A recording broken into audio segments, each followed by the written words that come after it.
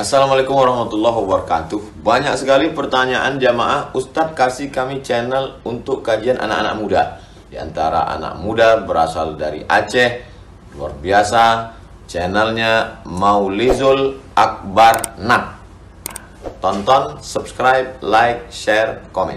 Assalamualaikum warahmatullahi wabarakatuh.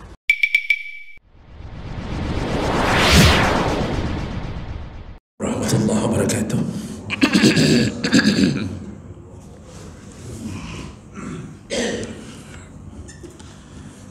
Alhamdulillahi rabbil alamin.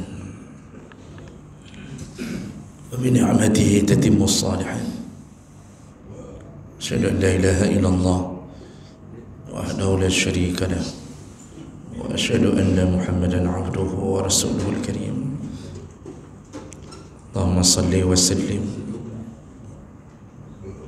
ala nabiyyina wa sayyidina al-Mustafa Muhammadin wa ala alihi wa ashabihi ajma'in, amma ba'd. Rabbi shrah li sadri wa yassir li amri wa ahlul 'uqdatam min lisani yafqahu qawli. Segala puji bagi Allah, kemudian salawat dan salam pada Rasulullah, pada keluarga dan seluruh sahabat-sahabatnya. Bapak Ibu jemaah salat subuh yang Allah muliakan, insyaallah. Setelah kita menyelangi pembahasan dengan masalah kurban, maka pagi hari ini kita kembali menyambung pembahasan yang lama, yaitu seputar hukum-hukum masalah haji. Dan masalah bab haji ini kita sesuaikan dengan kebutuhan saja. Kita tidak akan mendetilkan proses perjalanan, karena itu akan dilakukan berulang-ulang, dan melakukan manasik, yang dilakukan manasik nanti bagi mereka yang akan melaksanakan haji. Jadi ini kita akan bahas hukum-hukum dasar atau kasus-kasus yang perlu difahami.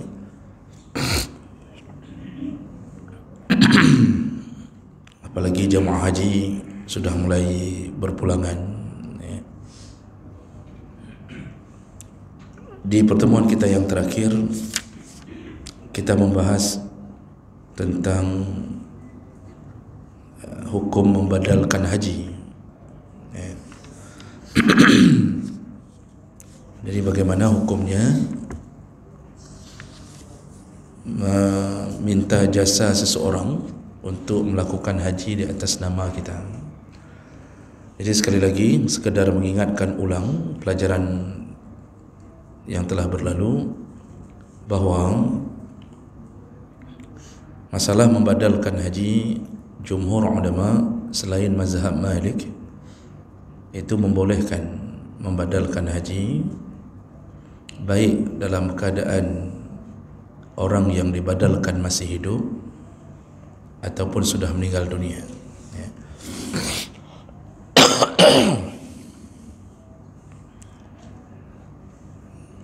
Berbeda dengan mazhab Malik. Mazhab Malik mengatakan tidak dibolehkan membadalkan haji bagi orang yang masih hidup, walaupun dia punya penghalang, punya uzur, apakah sakit, cacat atau apa saja, tapi tak boleh membadalkan haji kepada orang yang masih hidup. Hanya boleh kepada orang yang sudah meninggal, itu pun kalau diwasiatkan. Itu pun kalau diwasiatkan.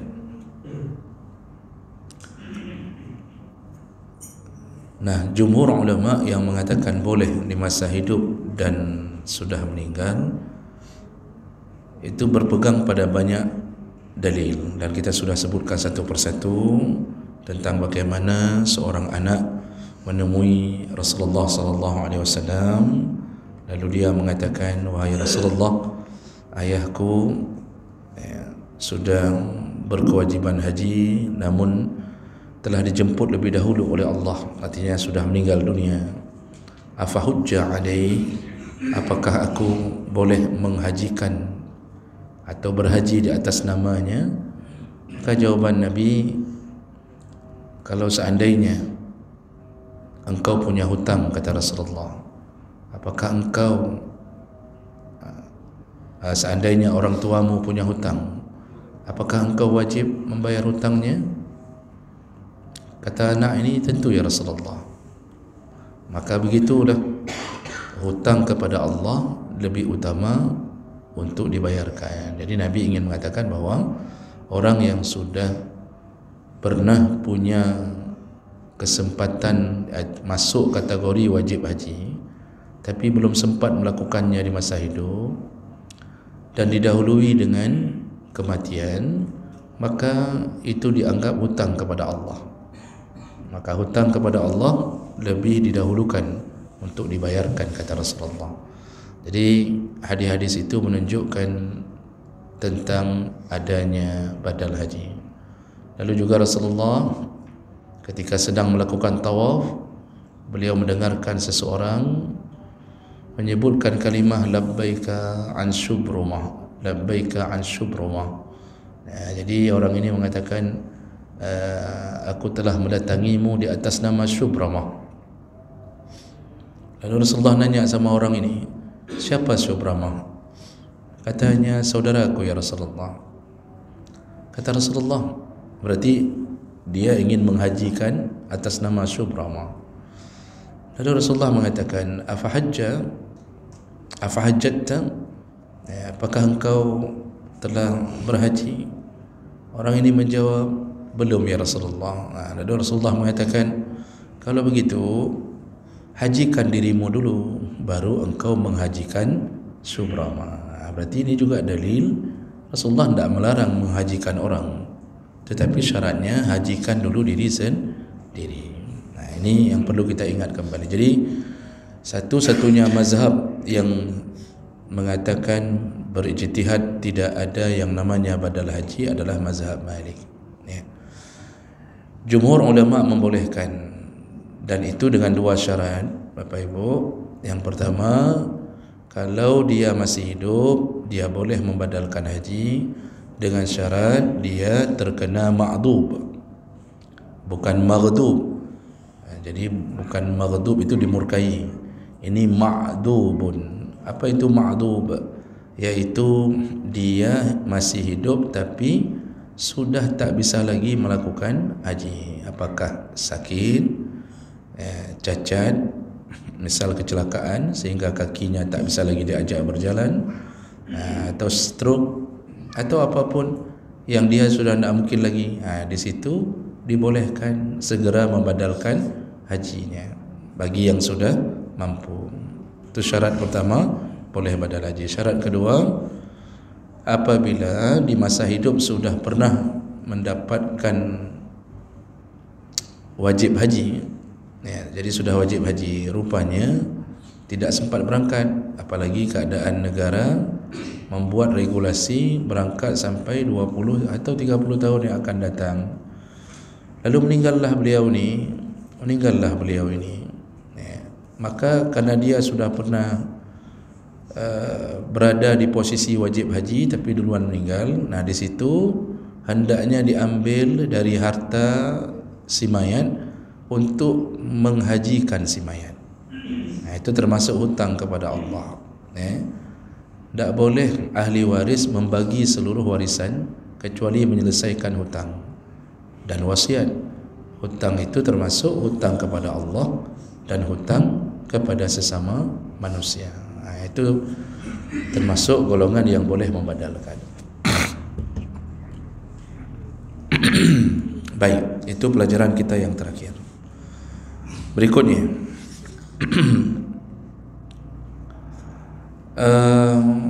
syarat-syarat syurutul haji 'anil ghair. Berikutnya baru kita akan lihat apa saja syarat bagi orang yang membadalkan. Jadi tadi syarat bagi orang yang ingin dibadal.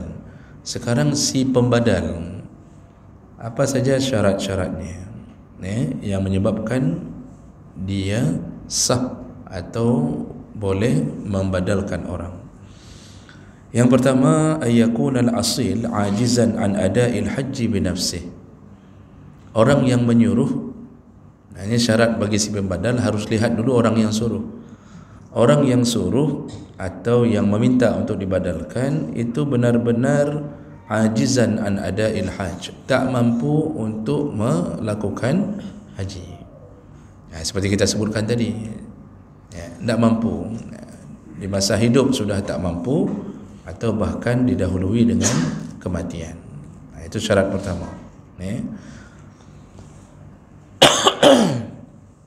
Artinya tak boleh membadalkan kalau masih mampu berangkat sendiri. Tak boleh membadalkan haji kalau masih mampu walaupun sudah tua. Ini tahun ni kita membaca berita pemerintah Saudi itu sempat menegur pemerintah Indonesia yang memberangkatkan haji orang-orang yang sudah terlalu tua dan sakit-sakitan, sehingga ada kalimat yang saya baca di berita, pemerintah Saudi sampai menyindir pemerintah Indonesia dengan mengatakan kalian ini hanya mengantar orang untuk meninggal di sini saja. Makanya muncullah kemarahan dari sebahagian petugas atau petanggungjawab haji kepada pemerintah Indonesia yang tidak terlalu peduli dengan jamaahnya, sehingga akan kacau balau Pak Haji tahun ini. Ada yang tak ada bus, bahkan dari Mina dari Arafah ke Mina tak ada bus. Ada yang dari hotel ke Arafah pun tak ada bus. Bagaimana cara ni? Sampai ada yang berjalan kaki sampai 7 km, 8 km. Nah, ini perkara seperti ini menyiksa jamaah. Akhirnya banyaklah terjadi kejadian-kejadian. Ini menunjukkan apa? Tidak mampunya pemerintah Indonesia menangani jamaahnya sendiri. Lalu muncullah sebuah statement bahawa akan dikurangi jatah untuk Indonesia sampai 50% mulai dari tahun depan. Maka kalau seandainya itu diterapkan, kita yang hari ini nunggu sudah 30 tahun, kalau sempat diterapkan 50%, kakak 60 tahun. Bapak yang baru daftar 60 tahun yang akan datang, umur-umur 120 baru berangkat. Sekarang aja baru 60 sudah tidak jelas lagi. Itu kalau sempat diterapkan. Tapi saya dengar berita terakhir itu dilobi, sudah dilobi oleh pemerintah Indonesia untuk membatalkan wacana itu. Wallahu a'lam. Kita lihat nantinya. Nah, jadi kalau sudah benar-benar tak mampu baru boleh membadalkan haji. Tak mampu itu tak mampu jalan, tak mampu melaksanakannya. Termasuk sudah pikun. Sudah pikun ke apa tak ajak haji? Dia sudah tak tahu lagi pun. Sampai ke sana ya seperti orang setengah sadar setengah tidak. Cuma menariknya ada salah satu ustaz yang kemudian viral dalam beberapa minggu ini yang memfatwakan tak wajib haji lagi. Kalau sudah regulasi pemerintah sudah sampai segitu, sudah sampai tapi beliau ini berbicara kalau diterapkan 50% itu. Beliau berbicara kalau diterapkan 50% itu sehingga masa tunggu menjadi 50 sampai 60 tahun, maka di saat seperti itu sudah tak wajib lagi kita berhaji karena tidak mungkin digapai. Tapi itu bahasa beliau kalau diterapkan. Berarti kalau tidak diterapkan ya kembali ke hukum asal. Ya ada benarnya juga. Artinya kalau sudah 60 tahun preh, bobo preh 60 tahun. Tapi walaupun begitu, saya rasa fatwa tidak wajib haji itu juga salah. Karena yang wajib haji itu kita tetap disesuaikan dengan kemampuan. Masalah berangkat tak berangkat itu kan izin Allah. Dan banyak yang kadang-kadang di luar dugaan. Jadi itu namanya fatwa. Jadi Bapak Ibu harus paham kalau baca berita tentang fatwa dan ijma'. kalau disebut fatwa itu sebuah keputusan baik pribadi, ijtihad pribadi atau kelompok yang boleh diterima atau ditolak. Itu namanya fatwa. Boleh diterima, boleh ditolak.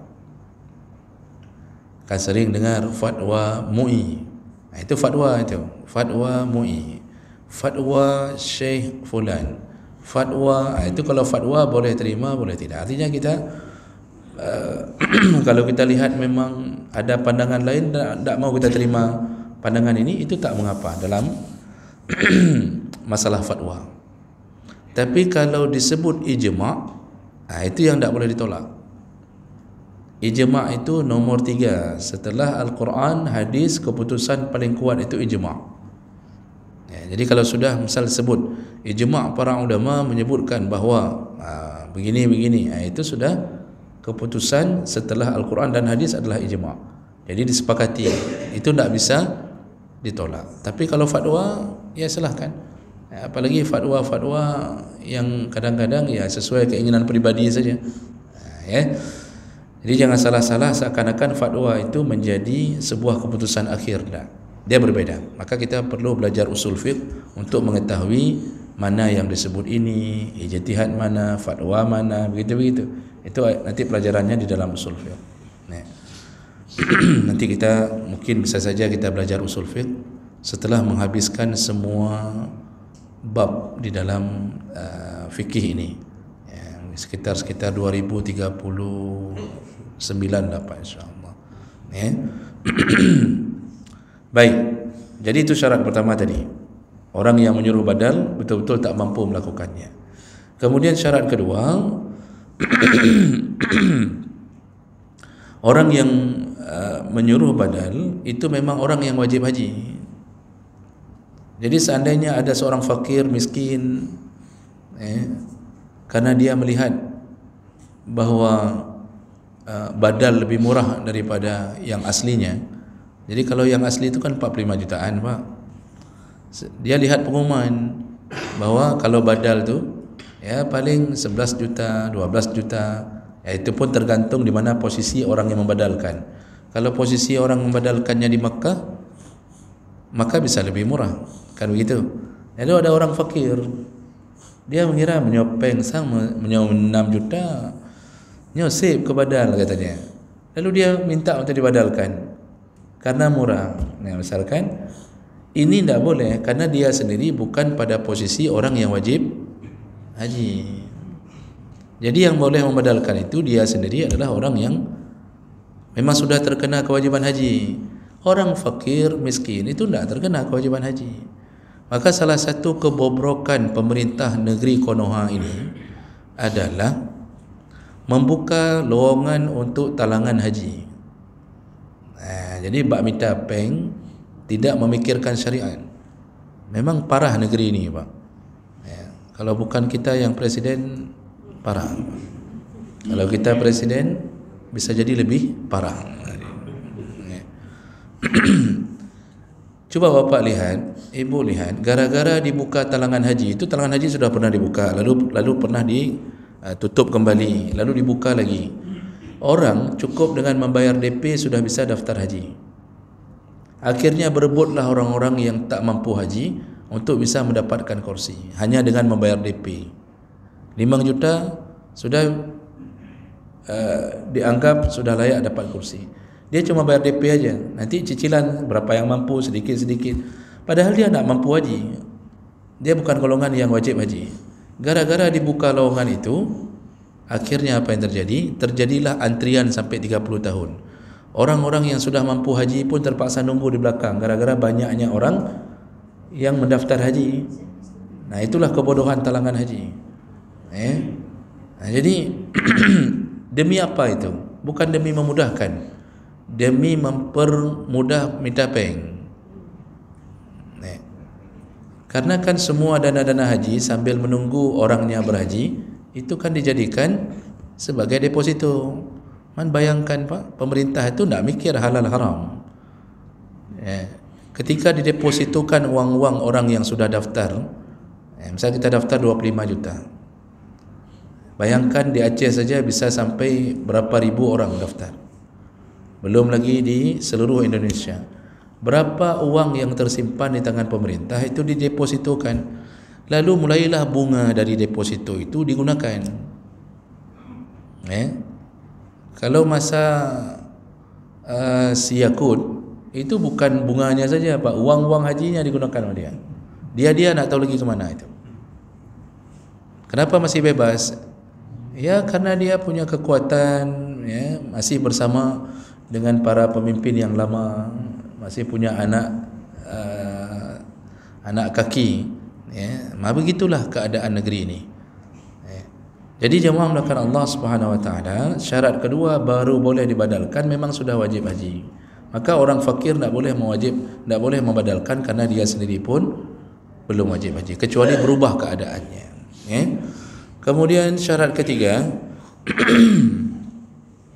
ayastamir al-ajzu kal habas wal marad ila al-maut. Orang yang menyuruh badal ini yakin bahawa halangan yang dia dapatkan berketerusan. Ini contoh Pak, kita mau nyuruh orang badal, yakin tak bahawa sakit yang kita derita itu memang akan berketerusan. Jadi kalau kita yakin misal stroke-nya ni kata doktor nyo hana mungkin nyo kata stroke berat ni, kayaknya susah ni untuk sembuh. Ya paling jaga-jaga aja. Kita yakin, kita tak yakin manusia itu kan yakin di atas ilmunya saja. Ini tak mungkin sembuh ni. Ini baru boleh membadalkan haji. Tapi kalau yakin sembuh belum boleh badan. Jadi ini misal kita dalam keadaan sakit sudah setahun, tapi doktor memberi sebuah harapan. Kata doktor ni, ibu kalau ibu bagus jaga makanan, insya-Allah mungkin sekitar berapa bulan lagi habis ibu kembali membaik. Lalu kata si ibu, kayaknya bisa sembuh tak dok? Misal kata si doktor, insya-Allah ni kalau kita lihat perkembangan kemungkinan bisa sembuh kembali. Itu belum boleh badal karena masih ada kemungkinan untuk sembuh. Belum boleh badal. Jadi yang boleh badal itu yastamir al-ajz, kelemahannya bersambung sampai mati. Dia yakin tak mungkin. Dan itu keterangan ahli, bukan keterangan tetangga. Kecuali tetangga kita doktor. Jadi jangan tanya sama tetangga, mungkin pulih belum, mungkin pulih, bukan itu. Tanya sama doktor. Begitu. Okey, berikutnya, syarat berikutnya baru boleh dibadalkan adalah apabila orang yang membadalkan itu juga sudah lebih dahulu berhaji. Itu dengan dalil yang tadi subramah tadi, itu tidak boleh membadalkan tidak boleh kita suruh badal kepada orang yang belum berhaji. Nah, kemudian syarat berikutnya antakuna nafaqah min malil asil. Semua kebutuhan orang yang badal wajib ditanggung oleh si yang menyuruh badal. Baik orang tersebut berangkat dari negerinya atau berangkat dari tempat miqatnya. Kan kita sudah belajar dulu ada dua versi. Kalau menurut mazhab Syafi'i, badal itu tidak mesti berangkat dari negeri sendiri, tetapi yang penting dia berada di miqat dari orang yang menyuruhnya. Dia harus membadal dari miqat di posisi orang yang menyuruhnya. Contoh, yang menyuruh badal orang Indonesia, maka si pembadal harus memulai haji yang dia badalkan itu dari miqatnya orang Indonesia. Berarti yang lam-lam. Walaupun dia tinggal dari negeri manapun. Jadi bukan mengambil miqat dari negeri si pembadal, tapi dari negeri, mengambil miqatnya negeri orang yang menyuruh badal. Misal Pak, si pembadal tinggal di Afrika misal atau di Iraq. Kalau di Iraq kan miqatnya di mana tu? Zulhulaifah. Tapi yang menyuruh dia badal orang Indonesia, maka dia harus menuju ke Yalamlam. Begitu kalau pandangan Syafi'i. Kalau pandangan mazhab lain tak masalah. Dari negeri manapun si pembadal, dia boleh melanjutkan haji atas nama orang yang badalkan. Nah, begitu yang akan mempengaruhi nafkah. Makanya kita kadang-kadang ni orang nyuruh badal, sudah suruh orang badal tapi menyiksa orang yang membadal. Ada yang begitu.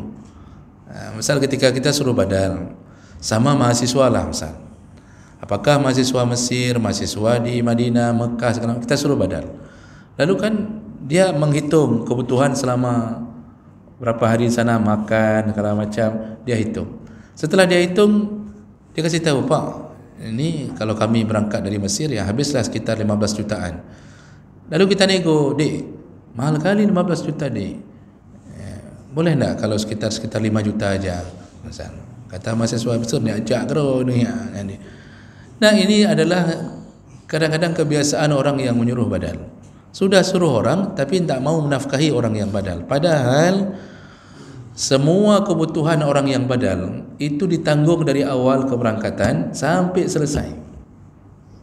Ya, sampai selesai. Ya, berapa hitungan yang layak? Kayak kita pergi haji 45 juta, kalau kita suruh badal orang dari Indonesia, apa? Berarti 45 juta itu juga siap-siap kalau menyuruh badal orang dari Indonesia. Dia berangkat di atas nama kita, tubuhnya tubuh dia, tetapi semua perjalanannya adalah orang yang menyuruh badal. Begitu. Makanya kadang-kadang Pak terjadi kecurangan akibat kita sendiri yang mendesain kecurangan itu. Ya. Sama begini, Pak. Kita sewa tukang bangunan, ya, tapi kita tidak bayarkan upahnya, sehingga kita tunda-tunda upahnya. Kira-kira kalau kita yang jadi tukang bangunan, setelah kita ditunda-tunda 2 bulan tidak dibayar gaji sama yang punya rumah, kalau kita yang jadi tukang bangunan, apa yang ada dalam pikiran kita, Pak? Ya, kalau tidak kita hancurkan bangunan yang sudah kita buat asal-asalan. Paling kurang habis buat pipa untuk WC, kita taruh batu bata di dalamnya satu, atau kita taruhlah plastik-plastik lempu supaya hancur, kan? Atau kalaupun bayarannya tidak sesuai dengan janji, pasti bangunannya dibuat tidak bagus, disengajakan. Ya, kira-kira begitulah keadaan. Kita suruh badal orang tapi tidak mau bayar, tidak mau menafkahi, otomatis terjadi kecurangan. Nanti orang juga akan mikir, kecuali orang-orang yang betul-betul takut ke Allah, maka dia akan mikir, tu apa ini kali, udah alah dah belum sertifikat mendem, belilah sertifikat ada di kedai fotokopi, dengan 5,000 dah dapat sertifikat, tulis nama, print, selesai, pupuk dengan. Siapa yang salah? Salah satunya karena kita sendiri mendesainnya begitu. Maka bayarkan sesuai dengan kebutuhan. Oleh kerana itu Bapak Ibu jangan heran, harga badal itu berbeda-beda. Harga badal haji itu berbeda-beda. Tergantung dari mana dan berapa kebutuhan orang yang membadalkan. Hati-hati, saya sudah bilang sebelumnya, hati-hati terjebak dengan badal haji yang terlalu murah. Jadi Bapak Ibu kadang-kadang ditawarkan haji, badal haji 2 juta atau 1 juta. Bagaimana haji bisa dibadal dengan 1 juta? Ini ada kemungkinan orang itu akan menipu. Karena kadang-kadang orang, Pak, kalau sudah tertutup mata hati, tidak ada lagi iman, tidak takut sama Allah, apapun dia bisa lakukan, yang penting dia dapatkan uang. Masalah menipu itu hal biasa bagi dia. Bagi kita yang akan aneh, kok bisa ya dia badal haji tapi nipu orang, kok bisa dia ambil sama orang uangnya tapi tidak lakukan. Itu perasaan kita beriman. Orang kalau tidak ada iman, Pak, dia bisa lakukan apapun. Saya lihat sebuah klip mencontohkan, ni saya dapatkan di sebuah pengakuan kebohongan orang badal haji, Pak. Sering orang yang badal haji itu mengambil kertas warna pink yang biasa untuk nempel-nempel pengumuman di dinding, kan apa ya, yang kertas warna pink ubud kan, Kadang-kadang kan kita kalau di kantor-kantor tu mau membuat catatan kecil, kita tempel di whiteboard. Itu saya lihat klipnya. Baru-baru ini sekitar 2 bulan yang lalu saya lihat cara orang badal menipu jamaah yang menyuruhnya badal. Dia tulis di situ, misal atas nama si pembadal, dia tulis Fulan bin Fulan. Dan apa yang dia lakukan, Pak?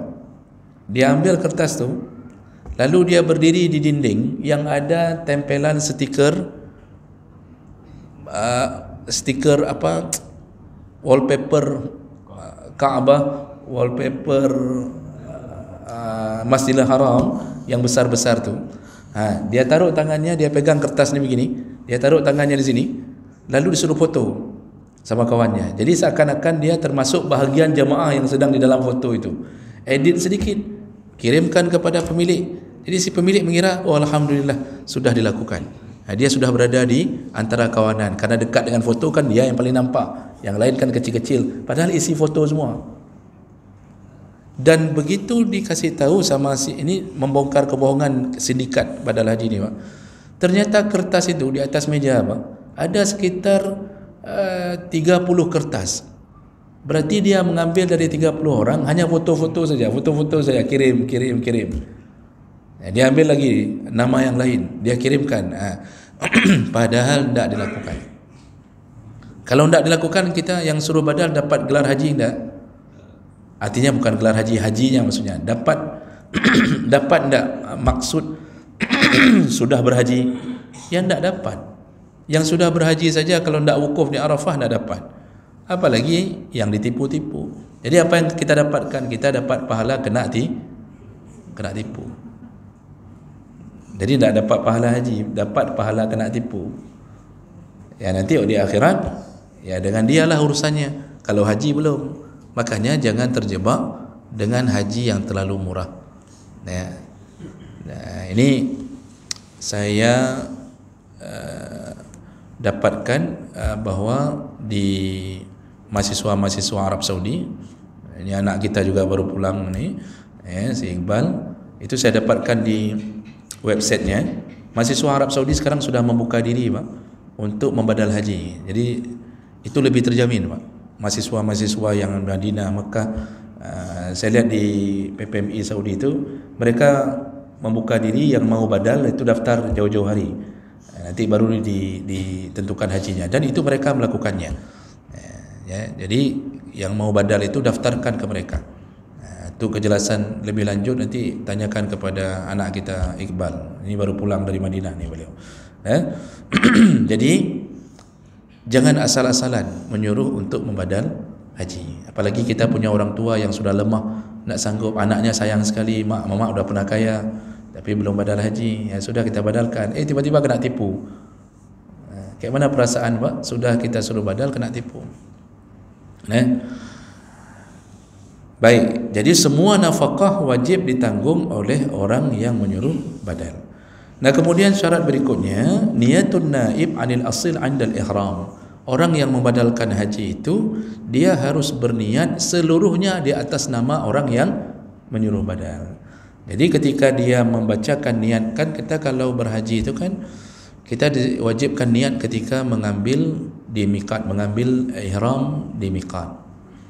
Disuruh berniat nawaitul hajja wal umrata lillah, atau labbaika hajjan atau labbaika umratan bagi yang berumrah. Nah, itu niat. Bagi si pembadal, dia harus menambahkan kalimat nawaitul hajja wal umrata an.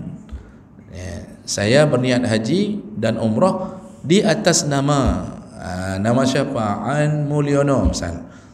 Contoh, nak mesti Mulyono, Pak. Sugino juga boleh.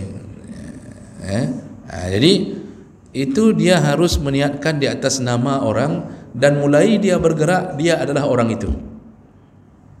Dia adalah orang itu. Itu syarat berikutnya. Nah, kemudian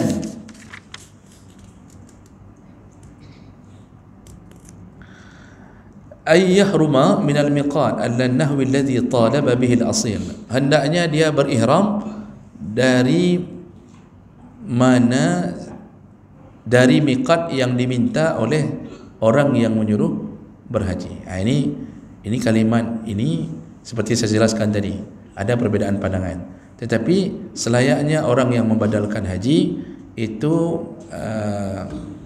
kalau dia berasal dari satu daerah dengan orang yang menyuruh, maka dia berihram di miqat yang sesuai jalur dengan orang yang menyuruh. Kalau dia berbeda negeri dengan orang yang menyuruh, maka dalam pandangan sebagian ulama yang lain, dia boleh mengambil miqat di negeri dia berangkat, bukan dari posisi negeri dan bukan dari tempat miqat dari orang yang menyuruh. Nah, begitu.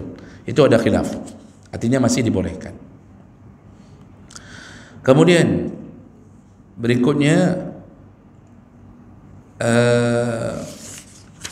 syarat berikutnya ahliyatun naib li sihhatil hajj. Orang yang melakukan haji pun harus orang yang cukup syarat untuk melakukan haji. Selain daripada dia berhaji, dia juga harus ayakuna mukallafan.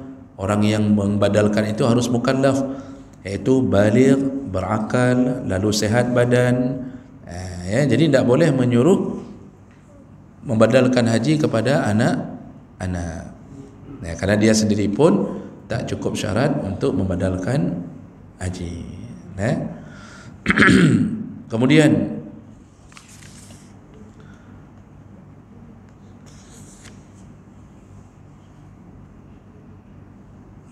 seandainya terjadi pelanggaran, kalau terjadi pelanggaran bagi orang yang membadalkan haji, jadi tidak sesuai seperti yang diperintahkan. Ini pelanggaran ini bisa saja model yang dilaksanakan berbeda dengan permintaan. Contoh, orang yang menyuruh untuk membadalkan, dia meminta agar dilakukan haji tamattu', tapi si yang membadal malah melakukan haji ifrad misal. Ini pelanggaran misal, tidak sesuai seperti orang suruh. Orang suruh itu mengatakan, ya lakukan aja haji tamattu' seperti kami di Indonesia kebiasaan haji tamattu' misal begitu. Karena haji, jenis haji itu ada 3, ifrad, qiran, dan tamattu'. Kalau ifrad, melakukan haji lebih dahulu baru umrah. Kalau tamattu', melakukan umrah lebih dahulu baru haji. Kalau qiran, melakukannya berbarengan. Melakukannya berbarengan antara niat haji sekaligus dengan umrah. Nah, di antara 3 haji ini, 3 model haji ini, yang paling dekat dengan kebenaran, artinya bukan kebenaran, paling dekat dengan kesesuaian hajinya Nabi adalah haji ifrad. Nah, ada kadang-kadang orang yang menyuruh, ya bisa saja dia menyuruh lakukan saya haji ifrad, tetapi yang membadalkan malah melakukan haji tamattu'. Jadi tidak sesuai dengan apa yang disuruh. Nah, yang model begini, kalau di dalam pandangan mazhab Hanafi, kalau dalam pandangan mazhab Hanafi, kalau seseorang menyelisihi perintah daripada orang yang menyuruh, maka semua yang bersangkut paut dengan dam, karena kalau haji tamattu' kan kena dam, itu harus ditanggung sendiri oleh si pembadal. Hajinya tetap sah, tetapi semua yang bersangkut paut dengan munculnya efek daripada model haji tersebut, maka harus ditanggung sendiri oleh si pembadal. Jadi tidak bisa dia telepon si penyuruh dengan mengatakan, ni kan ibu, saya tidak bisa lakukan ifrad, terpaksa saya lakukan tamattu'. Jadi ini sudah perlu wang tambahan untuk beli kambing dam, karena tamattu' itu kena dam, maka itu tidak ditanggung oleh si pemilik, karena dia menyelisihi apa yang dipesankan. Nah, itu contoh begitu. Tapi hajinya tetap sah, hajinya tetap sah. Nah, kemudian seandainya orang yang membadalkan melakukan kesalahan fatal, contoh tidak melakukan wakaf, Wukuf, ke wakaf haji. Apa kerja ke wakaf? Ni kalau dah hampir 6:30 kayak gitu dia. Jam berapa keluar matahari Pak Anto? 6.15 ya? 6.19. Baik. Kita sesuaikan Pak. Ada panitia orangnya tu. Bukan Kululfi. Kululfi mana? Yohana Kululfi ana jadi sidik. Oh, masya-Allah. Baik. Jadi apa saya mau bilang tadi ya Allah. Ya, kalau si pembadal melakukan kesalahan fatal, tidak melakukan wukuf. Karena haji itu Pak, itu wukuf intinya. Tidak hadir di tempat wukuf, maka hajinya harus diulang. Harus diqadha. Itu tidak sah. Ya. Jadi tidak benar kalau ada yang mengatakan itu yang sudah memviralkan diri mengatakan sah haji orang yang tidak ke wukuf. Tidak ada ulama satu pun yang mengatakan sahnya haji tanpa hadir ke wukuf. Makanya ketika berhaji itu Pak, semua yang sakit dari rumah sakit pun itu dibawa sama ambulan untuk hadir di Padang Arafah. Nah, itu harus ulang. Nah, sekarang si pembadal tidak melakukan wukuf, pulang dia, tidak lakukan wukuf, maka dalam hukum syariat dia wajib mengganti haji tersebut di tahun yang akan datang dengan biayanya sendiri. Dengan biayanya sendiri, bukan lagi dengan biaya orang yang menyuruh. Kalau dia tidak ganti, maka dia telah terkena ke dalam sebuah kebohongan sehingga dia bisa jatuh ke dalam dosa besar. Ini makanya tadi saya bilang Pak, hati-hati menyuruh orang berhaji, membadalkan haji. Itu harus, mohon maaf begini Pak, ada model orang yang dimuliakan di sini, misal di Aceh, misal dimuliakan, lalu dia menerima badal haji dari banyak jamaahnya. Jadi jamaah pun mengatakan, Bak Ustaz Fulan mendang, Bak Dengku Fulan mendang, tajuk kan sudah. Jadi terimalah dia sekitar 20-30. Dia bawa uang itu ke sana. Nanti dia menetapkan harga lebih rendah daripada yang lain. Dia bawa uang itu ke sana. Nanti si orang ni itu sampai di sana baru dia cari-cari orang. Dia cari mahasiswa, dia cari mukimin Pak. Itu dia, mohon maaf Pak, ini kenyataannya begitu. Ya, walaupun tidak semua, tapi banyak. Apa yang dilakukan? Misal Bapak suruh badal haji sama beliau dengan menitipkan uang 7 juta misal.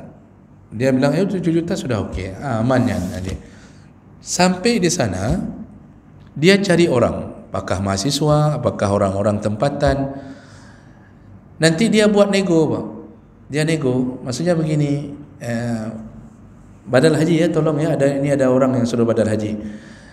Dia tidak kasih tahu jumlah yang diberikan di kampung. Padahal di kampung dikasih 7 juta. Dia kasih ke mahasiswa itu 6 juta. Jadi dari setiap orang yang menyuruh badal sama dia 1 juta kecok rupanya. Itu model mental orang yang hari ini kadang-kadang disuruh untuk diamanahkan untuk mencari orang membadalkan, tapi dia mengambil manfaat dari tersebut. Ini parah Pak. Makanya jangan Bapak pikir semua orang yang pakaiannya pakaian syar'i tapi hatinya sudah hati syar'i. Tidak Pak. Mencari orang jujur itu di akhir zaman sama seperti mencari jerami ke jemari ilmu, mencari jarum di tengah jerami. Cukup susah Pak. Kita pikir soleh dengan pakaiannya, ternyata tidak jujur. Cukup banyak Pak orang hari ini. Sampai kata Nabi, ketika engkau menemukan orang yang jujur satu orang di tengah pasar, lalu engkau akan mengatakan, ini dalam hadis dalam Riyadhus Shalihin disebutkan oleh Nabi, ketika kita menemukan orang jujur di satu pasar, lalu kita bilang sama semua orang, alangkah jujurnya dia, alangkah baiknya dia. Padahal dia itu belum berapa jujurnya, tapi karena susah kali menemukan orang jujur, kita puji-puji. Lalu kita bilang sama anak kita, nak, kalau beli sayur, nak, sama mamak tu aja, jangan sama yang lain tu tak betul. Dia lumayan jujur ke dia itu. Padahal dia tak terlalu jujur juga, cuma lumayan jujur saja sudah jadi barang berharga di akhir zaman. Begitu kata Nabi. Maka hati-hati bang. Dulu saya waktu haji tahun 2000 tu, saya temukan langsung mukimin, saya sudah bilang, terutama dari mukimin Madura dulu yang paling banyak, itu menipu badal haji, Masya Allah. Terima sana, terima sini, tapi tidak dilakukan. Santai aja, ambil 20, kakak 20. Makanya kalau mau suruh badal haji, lihat, tunggu rekomendasi, tanya sama ustaz yang ibu percaya, ustaz ho tajuk. Lihat orang, jangan asal-asalan. Oh, kalau ada anak-anak kita di sana yang kita percaya, utamakan saja ke anak-anak kita yang sudah berhaji. Nah, ini permainan ini sudah membuat orang-orang merasa terpedaya. Jadi mengira sudah haji, kasih tahu orang, alhamdulillah sudah saya badalkan, padahal tidak dibadalkan. Baik. Jadi belum yang kalau begah tanyanya. Jadi begitulah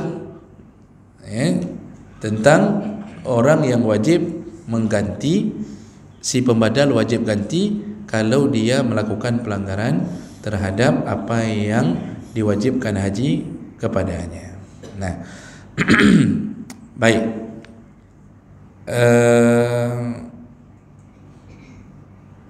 Terakhir, waman hajja an ghairi, barang siapa yang membadalkan haji seseorang, famarida fit tariq, lalu kemudian dia ditimpa sakit, si pembadal ni ditimpa sakit, lam yajuz lahu an yadfa' an nafaqah ila man yahujja 'anil mayyit ila yakuna uzina lahu fi zalik. Barang siapa yang membadalkan haji lalu tiba-tiba si pembadal ini sakit, maka tak boleh juga dia membebankan tambahan nafkah kepada orang yang menyuruh badal. Jadi sakitnya